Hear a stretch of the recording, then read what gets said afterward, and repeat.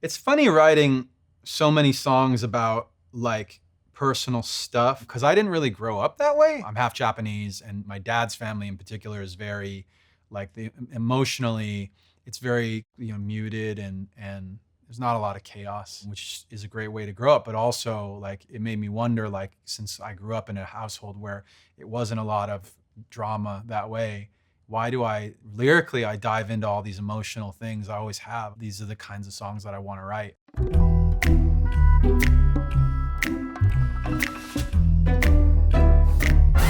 A lot of times when I'm channeling something like this song, it's oftentimes about the way that I relate to hearing other people's stories and like trying to capture the most pure version of what that story is. I had played it for the team that was doing this Scream 6 film. Once I knew that that was going to be kind of the context of people seeing it, I wanted to make it about something almost like intrusive thoughts. I feel anxious. I feel like these bad things, and I'm trying to focus on the good stuff, and I'm trying to focus on my goals or what I want to get done or just like getting through my day, and these other things just keep coming in, and it's this noise. Like that's really the core of what this song is about to me.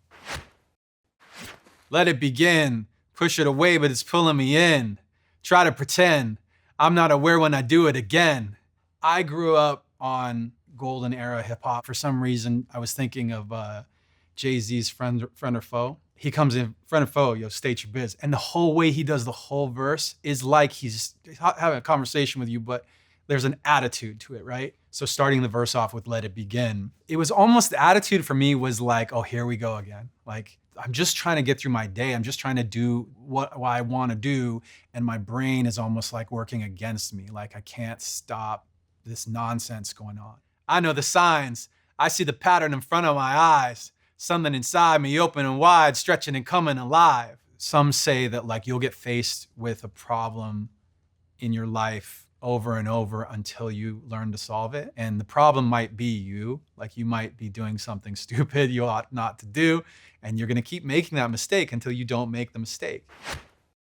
I can't stop it when it starts, trying not to fall apart, building up until it all goes dark. Building up until it all goes dark. It's about the pressure you feel when you're ready to like just give up on stuff. We all want to feel like we're in control or that we have some kind of control over our lives. And some of the worst human emotions are when you don't, when you feel like you can't do anything about what's happening. I've come to have a better relationship with what that is, like identifying when it's like, okay, well, I can't control something bad that's happening, but I can control me. I can control how I'm reacting to it. And maybe there's a subtext of that in the song. In my head, I can feel it getting closer. In my head, breathing heavy on my shoulder.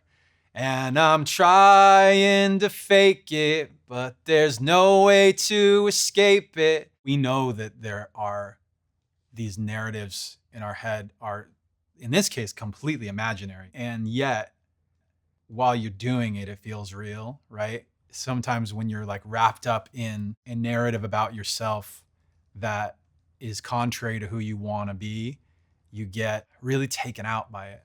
In my head, buried underneath the noises, in my head, there's a million little voices saying you'll never make it and there's no way to escape it.